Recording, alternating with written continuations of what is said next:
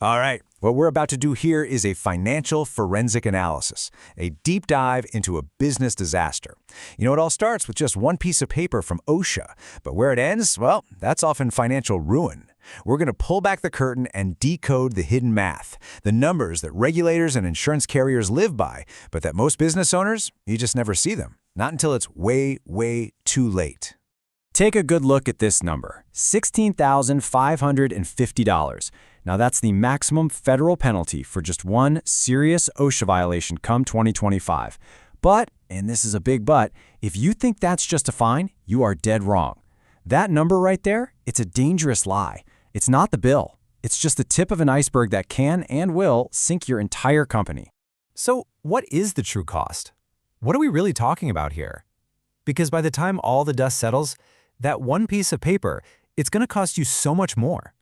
Right now, we are going to break down piece by piece how this single penalty sets off a chain reaction, a cascade of financial hits that are almost always invisible.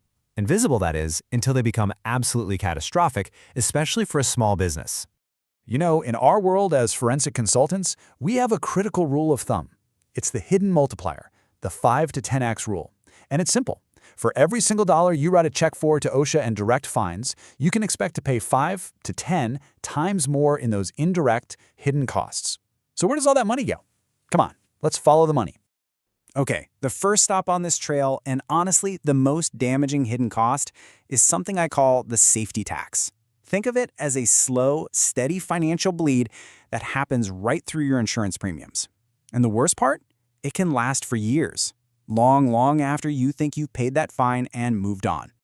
Now, to really get a handle on this tax, you have got to understand your Experience Modification Rate, or what we call the EMR. The easiest way to think about it, it's basically a credit score for your company's safety performance. Insurance carriers, they live and die by this number.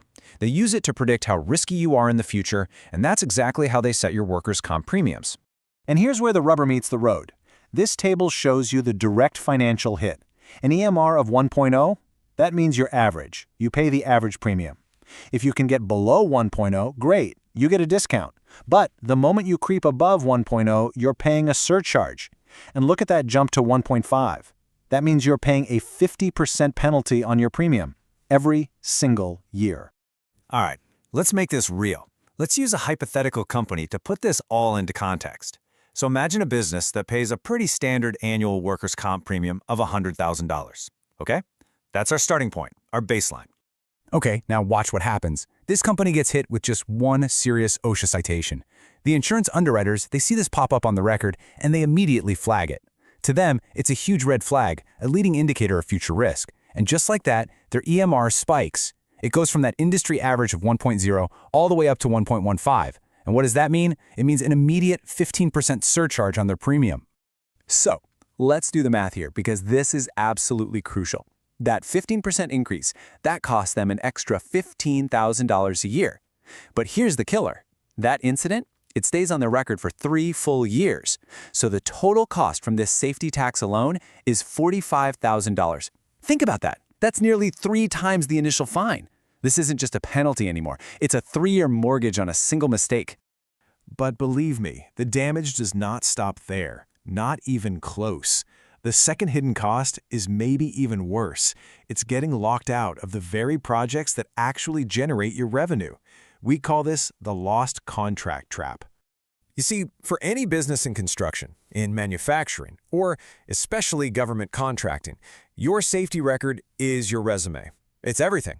Your major clients, we're talking large energy companies, chemical manufacturers, government agencies like the DOT, major general contractors, they use your safety record as a primary screening tool.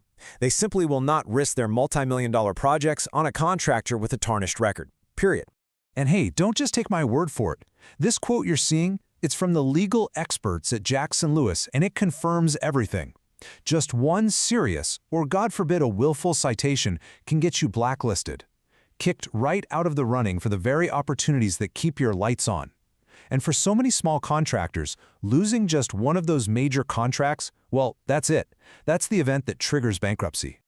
Okay, that brings us to the third hidden cost. This is the direct cash you have to burn just to fix the problem and defend your company. I'm talking about the abatement and legal costs. And trust me, these often completely dwarf the penalty itself. Just take a look at this breakdown. Fixing the problem, what OSHA calls abatement, it is not cheap. Let's say you were cited for a lack of machine guarding. Retrofitting a single piece of equipment can cost you up to 15 grand. New fall protection gear, mandatory remedial training for your entire crew, hiring outside safety consultants, these are all huge capital-intensive hits to your checkbook that are legally required after you get a citation. And that's just the money for the physical fixes. The operational drain, that can be just as severe. You've got legal fees just to contest or settle the citation. You've got massive lost productivity while your crew gets pulled into interviews one by one. You might even have production shutdowns while you install all that new equipment.